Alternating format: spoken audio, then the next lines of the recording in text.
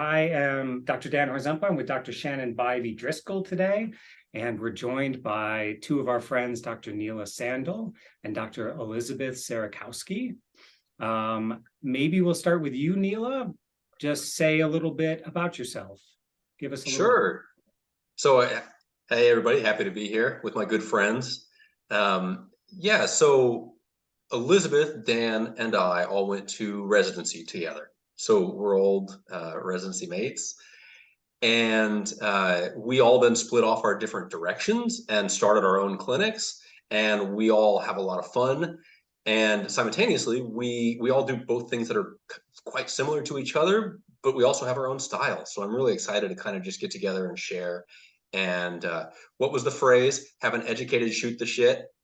So, I think that'll be a lot of fun. Just by the way, I'm just kidding. So I'm in Lawrence, Kansas. I'm the founder of the AIIM Clinic here. I try to integrate all of the different pieces of healing traditions that get the job done. So I do functional medicine, I do integrative medicine, I do Ayurveda, I do traditional Chinese medicine. And my goal is just to try and get the best of all those different things and try to translate those into plans that are useful, functional, productive for patients. Great. Absolutely. Although we're not old friends, yes, but not old, not yet.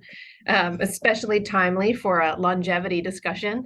I'm Dr. Elizabeth Sarakowski. I actually co-founded Essential Health, which I'm located in Raleigh, North Carolina, along with my founding and co-partner, Jay Stevens, who's here in Cary as well. But we also have locations in Utah and Colorado. We're looking at expanding to Bozeman, Montana, and Charleston soon. So that's all very exciting. We practice very similarly to Neela. We call it precision medicine, or medicine with a capital M, as I like to say. We're very firmly in the integrative space. We're not alternative. We're not only functional. We pull primary care in along with both of you, not standing outside as a specialist, and being able to incorporate all of that into the whole person. I love, Neela, that your clinic name is based on the whole person or the whole man, and that's certainly ours as well. We turned the essential E into the Vitruvian man, and we've made the E man, and that's our base logo too. But being able to take care of a whole person and not separate them into parts is everything. Great, thank you. Thanks for the background, guys.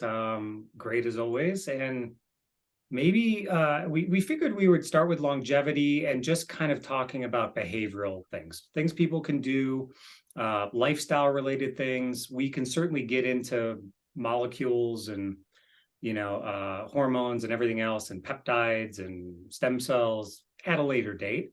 And I thought probably sleep would be the best place to start within this kind of behavioral lifestyle realm. Maybe Neela, you can kind of kick us off a little bit, talking about how you look at optimizing sleep with patients and how that kind of factors into their long-term health and longevity. Yeah, cool. Yeah, I think I'll start off just by saying a lot of this stuff can sound remedial. A lot of the lifestyle elements that contribute to longevity are kind of no-brainers to some people, and to other people they're completely novel, and it's like, well, I didn't really think about that. I've heard it was a good idea, but I didn't realize how important that was. And this is part of the joy of discussions like this, I think, because hopefully what we will do today is we will help people understand a little bit about why these things are important. A lot of this stuff is just kind of old common sense, but it turns out that there's a lot of intentionality behind that. Our predecessors all thought about this stuff a lot, and then it kind of came down the eras as this is just the thing we do. And I think in the West, we really have an interesting habit of trying to buck our predecessors. We go, well, we're just more intelligent by virtue of being modern. And really, that's something that I try to guard people against. Our ancestors all worked so hard to try and figure out how to be successful with way less than we did. I mean, those suckers worked, right? And so then they tell their kids, and they tell their kids, and they tell their kids, and they tell their kids, hey, this is how we do it. And eventually, here we are in the modern era with artificial lights, the ability to stay up till 2 a.m. and be productive, and et cetera, et cetera, et cetera. We're like, oh, this is progress. I was like, no, that's regressive. Our ancestors figured this out way earlier than us. And they're like, hey, if you want to survive in a hostile environment, these are the ways you do it. And we're just comfortable now. We're like, I don't know, I can just screw around with all sorts of stuff. I'm gonna stay up till 3 a.m. play video games. And it's like, yeah, that's great, but like your ancestors, didn't do hot when they did that. Those guys didn't make it, So when we're thinking about longevity and also just general health, well-being, high function, what is longevity but high function over a time span? When we think about high function, our ancestors really had a lot of good ideas about this. So yeah, I'm looking forward to the conversation. Same. I want to expound on something you just said that I think of often. There's a difference between personal longevity and generational longevity. Like we've talked a lot about longevity, about how many days, weeks, months, years do you stay alive, right? Versus the actual health span. And that's certainly becoming part of the general vernacular, which is nice. People are aware that being old is not actually the goal. It is a healthy, functional life where you can accomplish what it is that you seek to accomplish. And that's something that I work with a lot of people too. I said, ultimately, yes, we can talk about stem cells and peptides and hormones, but back it up to, are you comfortable in your day-to-day life? Can you achieve what it is that you set out to achieve? And I back it up further from there. And do you have anything worth achieving? Because if you don't, then what are we having longevity for? And that loss of purpose and direction is something that I certainly see detrimental to a lot of people. Sleep is such a fascinating piece, and I love this bend, Dan, that we're just going to go with like hard to kill. It's great.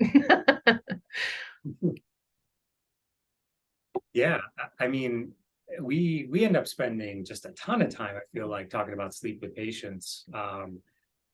And it feels like it's kind of not a never-ending discussion, but you have to come back to it periodically because the ties of modernity are so strong. The Netflix tie is so strong that, all of us sometimes get out of that, get out of the habits that we know are going to help produce good sleep. Myself included.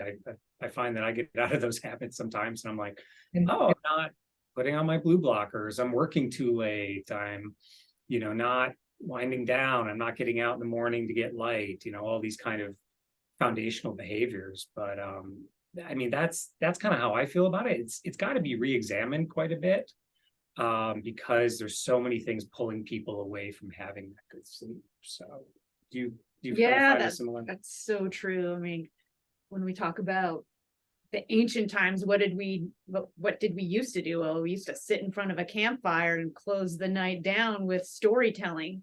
And now we flick on Netflix and one more episode. We're not getting that nice firelight and heat and, finality of the day anymore. And I think that's why when we do go to bed, we're still wound up. We're still anxious. We haven't closed out the day like we used to around a fire with friends, with family. It's unfortunately, and it's funny. It's still storytelling, right? Like yeah. Netflix is just somebody else's outsourced storytelling. Yeah, that's a great point. That urge is there, right? It's like, oh, how are we supposed to do this? Oh, but it's kind of missing the mark a bit. Without the connection of camaraderie and engagement. Well, I think part of it is the defaults, though, whereas our ancestors' default led to health, the being around the campfire, going to bed more or less, after the sun has set, waking up when the sun rises. We can now step outside of that, and default becomes, Netflix, staying up too late, not necessarily waking up when the sun's coming up, and potentially, as a result of that, just getting less hours of sleep or less quality sleep than we would otherwise. Well, I think Elizabeth said something super critical. What is the purpose? right? And so much of health fundamentally does come back to that. And it's like, if you don't have something that's explicitly driving you to carefully maintain your health and get good sleep so that you're 100% the next day, why not stay up and watch Netflix? Right? Like, that's part of that equation for people. They're like, well, I can be tired and groggy tomorrow. It doesn't matter. Let me stay up and scratch that dopaminergic itch with just another episode of this thing. And so it's like, our ancestors, they had to figure it out. We have the luxury of blowing that off. So And it's the like, choices. If Netflix didn't exist, if we didn't have electricity, if we didn't have 100 million things that we can decide upon over the course of a single day, and that it's grossly overwhelming, and decision fatigue is extremely real. And you start layering this in with cortisol and other chronic illness or social isolation or cravings or dysbiosis or any of the other 100 things that really make these choices difficult for people. And I think giving them that validation that it's hard is helpful, because so many people just end up with stacks of guilt and shame at the end of the day, where they say, well, I know I'm not supposed to whatever, have chips and eat Netflix, eat chips and watch Netflix late at night. And then you're, on the first or second or third alcoholic beverage, and you're wondering why you can't sleep at night, or why, but you can't get out of the cycle because it's just so much easier. You really need this at the end of your day. And I find that a couple things are really helpful. Number one, validating. Yes, it's hard and you can change. Yes, it's hard and you are capable. You can do this. But why? And this is more than just not being tired the next day, right? This gets back to the whole point of our podcast today, and it's longevity. Starting to explain things to people, and it really does. They get frustrated when they're like, I just had this whole visit and did all this blood work, and you want me to exercise, eat green stuff, go to bed, and take some vitamin D. Like, I knew that. Like, yeah, but did you know why? Did you know why it was important for you? Did you know which pieces are most important for you for right now, or for next year, or for your lifetime? And that understanding that these things are bigger than just tomorrow are super important. And I find that extrapolating it and really taking it like way down and saying, yeah, if you didn't sleep for a week straight, we torture people with lack of sleep on purpose, right? No, we don't, but people do that to people, right? And then they suddenly somehow that makes it click. Yeah, I think you're really fleshing out the details of another point with longevity that we see come up again and again, and that's meaning and purpose. That's kind of what I don't know what you guys took away from the whole blue zones. I think Absolutely. these they eat all sorts of different diets. I think they do all sorts of different things. They have different activity patterns, but the meaning and purpose seems consistent. That's kind of the thing I took away from that. Community. And what I'm hearing you're saying is, well, why? Why are we going to do these things? Why are we going to shut off Netflix? And I think what you're talking about, Elizabeth, if I'm understanding you correctly, is factoring back to that meaning and purpose. Very much so. Is that something you try to get at right from the beginning, working with patients? I do. For my very first meeting, we talk about goals, and I say it the same every time. I can make goals for you all day long.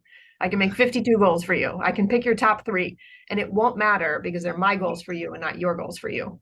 And I frequently take it the next step. I really loved, this is way back, the cassette tapes of Personal Power from Tony Robbins. But of all of those cassettes, Yes. one of my very favorite pieces was when he said, getting people to explain what their goals really were. And he would say, they would say money. I want money. He goes, no, you don't. You can light money on fire. You want what money can do for you. You want money, what money can buy for you. You want what you can do. And so what is that? What would you do if you had a big pile of money? That's your actual goal.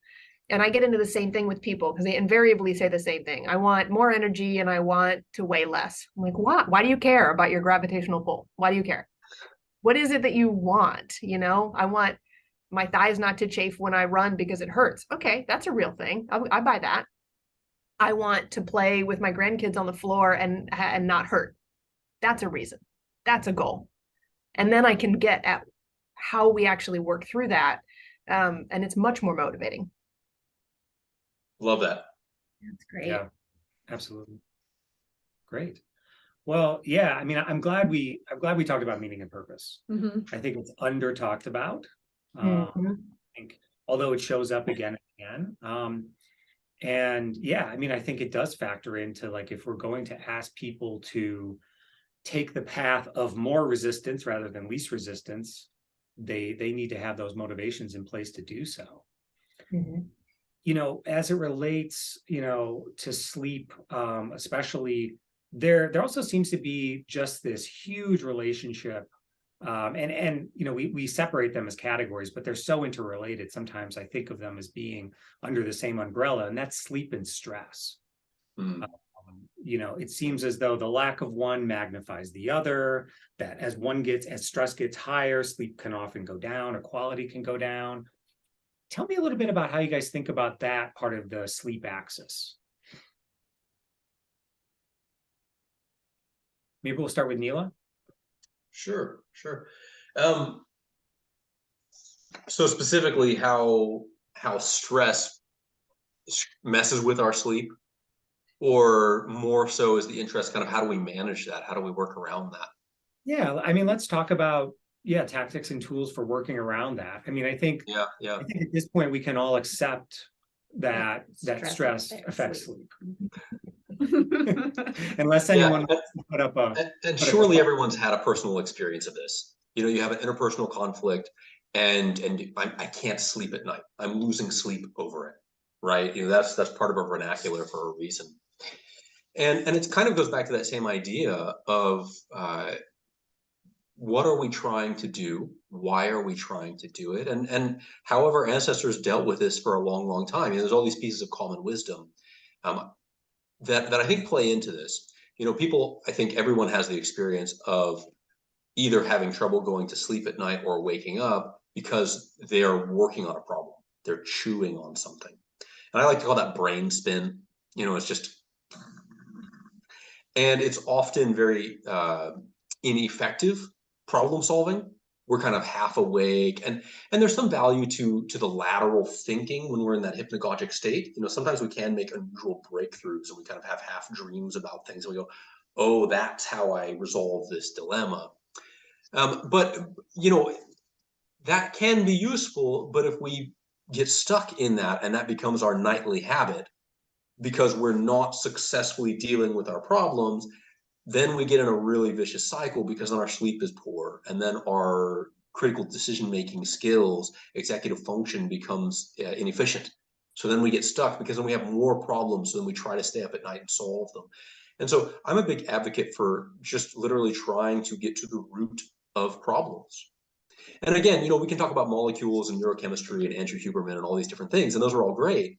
But fundamentally, if you have stuff that's unresolved, it's important to find resolution with it. And if you can't find resolution with it, it's important to make a firm boundary and say, hey, I get it, brain. We have something we're chewing on. We're not done yet. I'm not going to do it right now. It's inefficient. I have to get sleep. Otherwise, I'm not going to be able to unpack this successfully. I'll become inefficient. And so I really like bedside journals for that. And again, it's like one of those things. It's like, oh, old wives' tale stuff. Like, no, those people really understood how to manage these things. Like, get it off your brain. Literally, don't type it in your phone. Please don't type it in your phone, right? Get a piece of paper and a pen and, enjoy the act of writing that. Heck, use cursive, right? Get into it. Be like, I am going to transfer my tension from this problem onto a piece of paper. And I can tell my brain it's going to be there in the morning. I've written it down, right? And that does two things. It stops us from worrying about it inefficiently, but it also, the act of doing that while we're conscious, right, before we get into that sort of hypnagogic ebb and flow, which is in some senses very inefficient, we are creating time, we're dedicating time to doing that problem solving. So that's kind of, I think, at the cornerstone, a lot of that stress and sleep axis. I would love to stack on that a little bit. And I am so excited to hear us talking about ways to get rid of the wakefulness. And when I explain this to people, most of the time, they sort of get that light bulb where they go, that resonates so much. And I just had never thought about it. But sleep drive and wake drive are scales. And naturally, over the course of being awake, we develop a sleep drive. That happens, and that's extremely primal. And what is supposed to happen with our campfire and our community and our talking at the end of the day and our journaling is that the wakefulness drops enough to reveal the sleep drive, so we sleep. And instead, what happens is our wakefulness is way up here, and we start using sedative, trying to catch up to our wakefulness, and we're just wired and tired, and it doesn't work. You can sedate somebody enough, but it's not good sleep. You haven't solved the wakefulness problem. Your brain's still spinning. The quality is not good, and you'll wake up tired and probably some kind of hungover. And it just is not, it's not effective. And so really getting into what are all of those excitatory, stimulating input activities, substances, how do we reduce those? How do we get that bucket less to just allow your natural sleep drive to do its job? And a lot of times it's just awareness. I mean, telling people that sometimes they may be sensitive to caffeine from that morning is hard for people to believe or swallow, but some people really are. You just can't do it. You can't drink caffeine after 10 a.m. because it's going to affect you that night. Explaining that alcohol is a stimulant, not a sedative, right? It makes your body tired and your brain really awake. It's not helpful. Anything that comes from an electronic device or a computer or a stimulating event or stimulating news or stimulating reading, even, I'm supposed to read books. Well, yeah, unless it's like a murder mystery and you're like on edge, you're not going to sleep. It's too stimulating. And so just helping people identify that there are two buckets, what activities, what substances go into which bucket, and how do you balance that better for yourself can be game changing. I realized I had one thing I wanted to add on. Elizabeth inspired me here. Dreams. What are we trying to do? I think people think of sleep either consciously or subconsciously as a waste of time. Dreams are awesome. I think you're right. Dreams are our connection with the magical. And I mean that both figuratively and literally. Dreams are so powerful and so important and so healing and so inspiring. And so maybe one thing I'll kind of add in is fixing dream recall. Because then you can have fun. You go to sleep, you're like, oh man, I can't wait to go to sleep because I'm going to have some bomb ass dreams. It's going to be great. Right? Yeah. That's interesting. I don't think much about dreams. I gotta be honest. I've kind of thought of since hearing kind of Matt Walker's take on dreams as kind of being an integrative part of integrating what you learned with what you already know.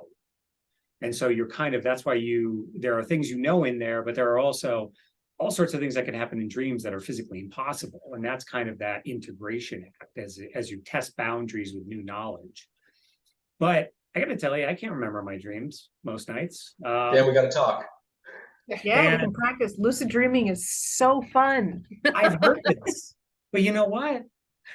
I'm good too. I hear this about, it's kind of the same thing with psychedelics that I hear, and I have the same kind of pushback. I'm pretty good. I don't know if I can be better. Maybe. It's all about what you want to do, right? What's your goal? Yeah. So I kind of feel like with dreams, it's an interesting one. And I obviously have to re-examine kind of my thoughts on this. And I know, I don't know, you guys remember Ruben Nyman? You guys have any interaction with him in fellowship or Who's the dream guy, sleep guy? Yes. I don't recall. Yes, he is very, him and I used to have these discussions too. And I was honest with him. I'm like, I don't really remember my dreams. He's like, that's a problem. And it's, I guess, never been a problem I've really taken time to address. But yeah, that's really interesting to think about it.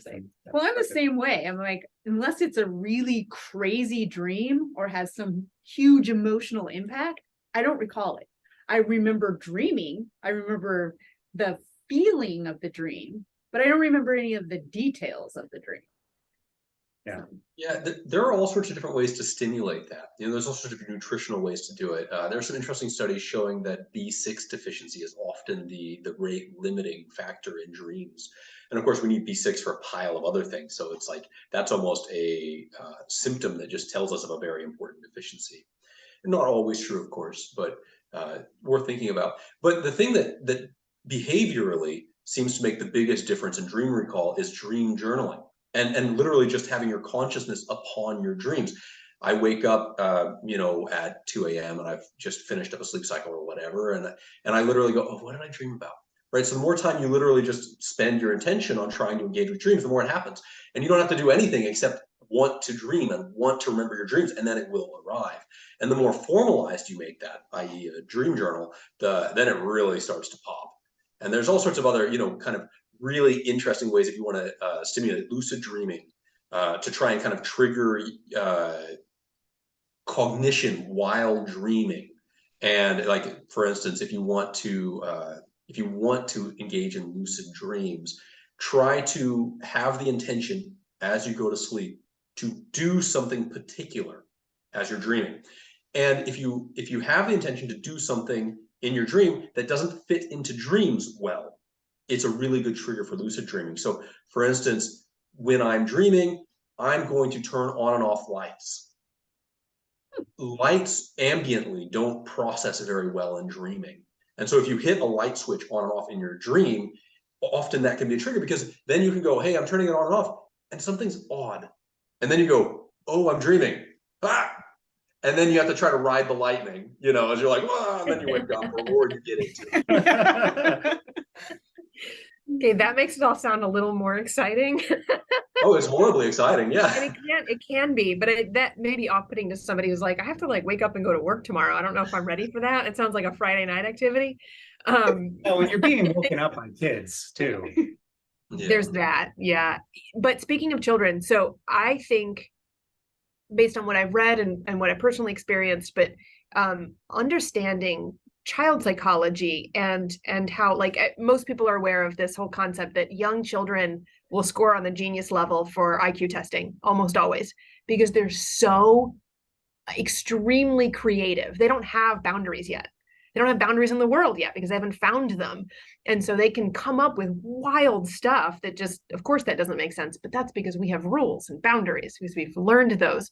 And in dream world, we're much more like very young children where there aren't any boundaries. And by exploring that and fostering that, there's a utility there besides fun, which is absolutely worth achieving for its own sake. But fostering that creativity in dreaming allows for better memory integration. I do think there's an association with we know that there's a good association with good REM and less dementia risk down the line. And Dan, you can certainly speak to that, knowing that somebody has deep sleep and REM sleep are important, and dreams being part of REM. There's a lot about this whole cognitive, whole brain integration that I think translates into the next day. And with so many people not only wanting to prevent dementia, but just enhance right now cognition, enhance performance, enhance my ability to do my job and be the best at it every day, requires flexibility, requires creativity, requires expanded executive functioning. And really cool dreams can help us achieve those goals. Love that. Yeah. Yeah, I mean, the animal models show us that REM sleep, if you selectively deprive REM sleep, you kill an animal almost as quickly as if you just selectively deprive sleep altogether. Yeah. So it's not really that much longer, if you're just waking them up every time they enter REM, letting them fall back asleep, enter other sleep stages, but then, they get into REM, wake them up. Literally REM is required for life, from that perspective. So it definitely speaks to a huge, huge, huge benefit to it. Also, sorry, just the last thing. I always like to, I think Kirk Parsley was the first person I heard say this. And it's like, we had a lot of time to evolve out of our need for sleep, and we didn't, right? Love that. So we had millions of years to do this and we didn't. So that really suggests there's some important stuff happening in those 8 hours a night. Yeah, to speak to that, in Ayurveda, vulnerable when we're sleeping. Yeah, absolutely. Yeah, Yeah. right.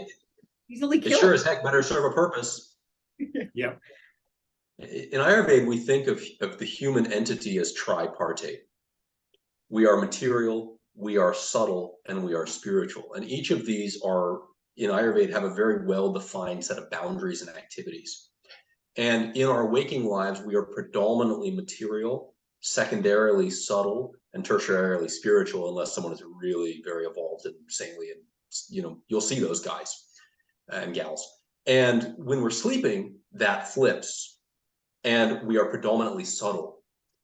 And we are secondarily material and spiritual. And so when we are sleeping in Ayurveda, they say, well, that's when you're recharging your batteries, right? The sort of lateral thinking is something that happens when we actually travel in the astral and we reconnect with that incredibly human thing.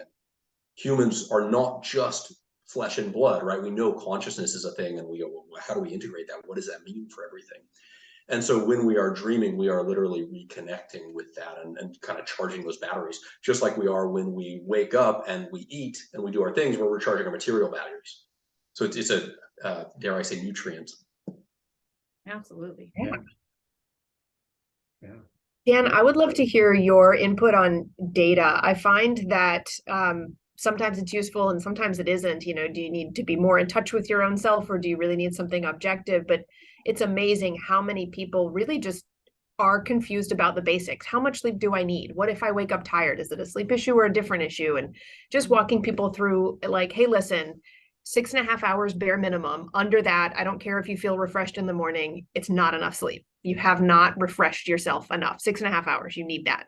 And then, I don't care if you go to bed at 4 a.m. and wake up at 4 p.m., you're missing deep phase sleep. We are circadian creatures, and we do in fact interact with our external environment, and you can't just totally ignore that. We know that shift work and night shift work are associated with all-cause mortality. We know that your heart disease risks are higher. We know that your stroke risks are higher. We know that your mental illness risks are higher. So we can go through those basics, and that's important because so many people don't know, or they really want to believe that's not true. But barring that, when they go, okay, I believe you, and I just don't know what to tell you. I don't know if I sleep well or not. When are you using data? How are you helping people get back in touch with understanding what's actually happening? Yeah, I mean, certainly as the sleep trackers have become just ubiquitous now. I mean, everybody's, Fitbits will track your sleep now. These were originally just for counting steps. And certainly as we've gotten, the Gen 3 Aura, the Whoop strap, some of these really higher end devices, pretty much it seems like almost everybody's tracking their sleep in some way, shape, or form these days. And I'm not always convinced that it's helpful. Yeah, I do see a lot of, well, not a lot, but I do see some harm with that. Yeah, because then people start worrying about their sleep. Yeah, it gives them an extra. Yeah.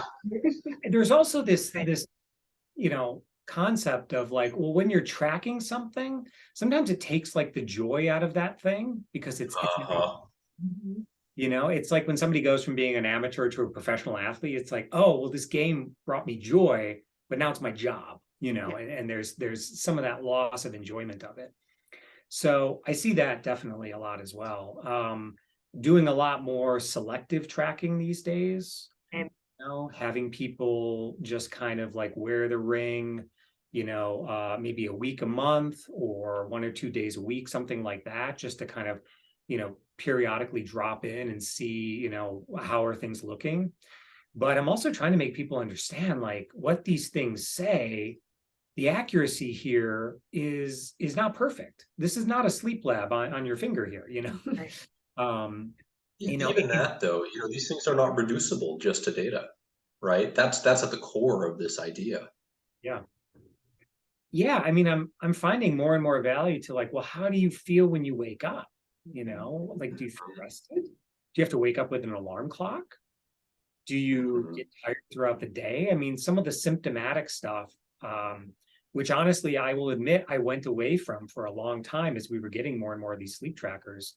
Yeah. I find I'm coming back to that more and more often these days. Yeah, same. When I first started here, I'm like, oh yeah, everybody get an Oura ring. I want to know what's going on with your sleep. And then I've just found like, it doesn't really matter. like, how do you feel when you get up in the morning? How does the rest of your day go? Is much more important than how much REM did you get and how much deep did you get or not get, because then they, patients start worrying about that, and that becomes another problematic reason for not getting to sleep, because they're worried like, oh my gosh, I'm not asleep. Yeah, they're worried about the sleep score. I think the other thing too, and I think like I kind of look at it similar to like CGMs now. Certainly some people wear CGMs all the time, and Right. that's totally fine if Continuous glucose monitors. Continuous glucose monitors. Thank you. But I think more people get value from just periodically wearing one, right? And learning, what foods are best for you, how stress affects your blood sugar.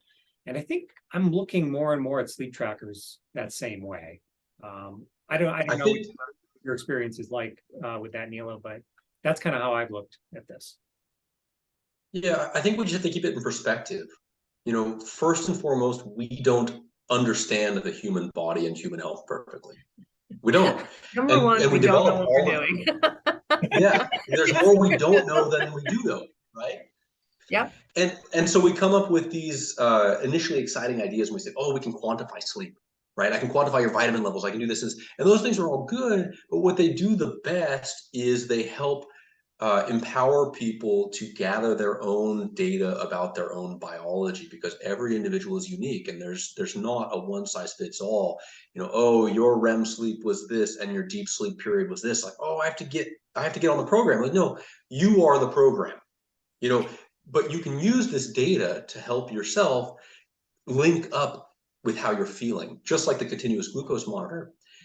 The value of that ultimately is to help them connect their own perception of their health with some data. The data is a clue. It is a stepping stone to greater awareness of their own health, and not vice versa, right? So sleep monitoring, glucose monitoring, these are awesome. I mean, they're really cool tools, not to, devalue them in the slightest. But why are we doing them? And what is that? How much do we have to chase data, chase numbers on that? The subjective experience, the personal experience has to be served by that data collection, not vice versa. I agree completely. Data, I love, and tracking, I love. I'm wearing my Oura right now. I absolutely did not wear it in my 3rd trimester of pregnancy. Watching my heart rate variability tank on purpose was not helpful. And I knew that was going to happen, and is totally physiologic and would not have served me, right? And so, yes, data should always bring us closer to home, closer to ourselves, closer to our goals. Same with technology, right? We're not here to vilify technology. We're clearly using it right now. I get to talk with 2 of my dearest friends from when we did training together, and that is awesome. But scrolling Instagram for an hour and a half and ending up on some reel of a cowboy talking to a duck is not helpful. You get to that one where you're like, I need to stop. I don't know how I got here. It's no longer helping. I think I watched that one last night. Yeah. And so same, I'm using intermittent tracking a lot, and I am reminded of something we all learned in residency, and it was probably Dan Dickman, who's just the greatest, but learning that lab data and all data are like boogers, right? If you're going to go fishing for information, then you better know what you're going to do with the result. You can't just go looking. It's not a good idea. So sounds like a Dickmanism. It totally does. Use it for validation, use it for support, use it to, if you're going to change, if it's not going to help you make a decision or make a change, then do something else. That's not the information for you. Yeah, totally agree. I really missed out on a lot of good.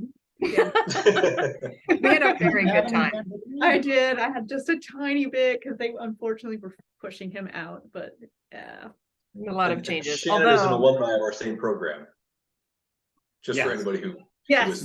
All an alumni of the same program. Yeah.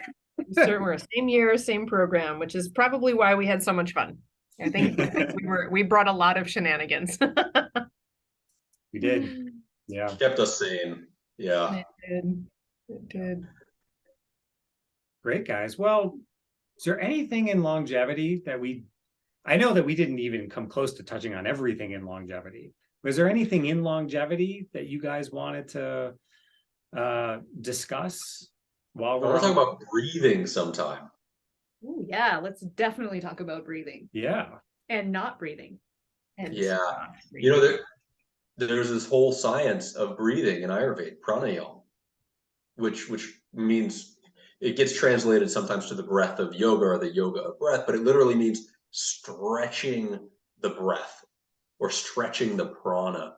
And it's this whole intricate science of how we modify our biology just with breathing. And it is astounding. I mean, you can do some really amazing physiologic alterations just with breath work. So yeah, I'd love to talk about that sometime. Yeah, I mean, I don't know how much longer we want to go. I don't know if everyone wants to close on breathing, or we can certainly close now if everybody's got to. Why don't we make that next time? You know, we've had a great session. We talked about sleep. We've talked about stress. I think this is kind of a discrete unit. Breath is its whole other thing, right? We could talk for a full hour just on that. Yeah. Let's do it. Next that'd be time great. is breath. I like it. I'm The excited. thing that will kill you the quickest if you stop doing it. Yes.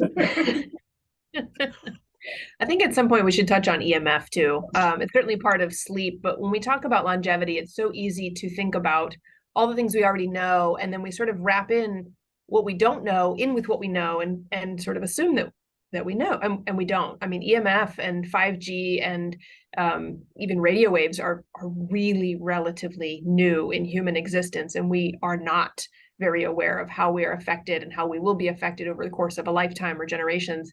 But I think it is very safe to say that modern lifestyle in its entirety is not healthy. We're seeing skyrocketing rates of attention deficit in children, new diagnoses in adults, mental illness, learning disorders, lots of neurodivergency, which I'm very excited to see is getting information out there, but very sad to see how prominent and prevalent it is.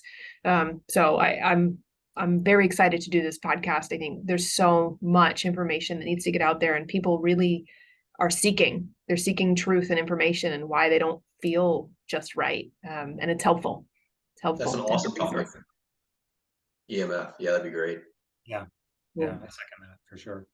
And just, EMF, the both the beneficial side of electromagnetic frequencies and the dangerous side, and covering both of those sides of that coin. Go ahead. And in case nobody's heard this said like this before, the reason that EMF is potentially deleterious to human health is because we are electromagnetic creatures. We have EMF. We produce electromagnetic fields all the time. And so it is a matter of simple physics, non-disputable physics, that electromagnetic interference affects us. The question is, how, what does it do? What are the implications, as Elizabeth was astutely saying? So yeah, it's a fascinating topic. I'm just remembering, Neela, that was our thesis of residency. You and me together, we did that. It was. I forgot about that. Yeah. Healing. It's all very real. Yeah.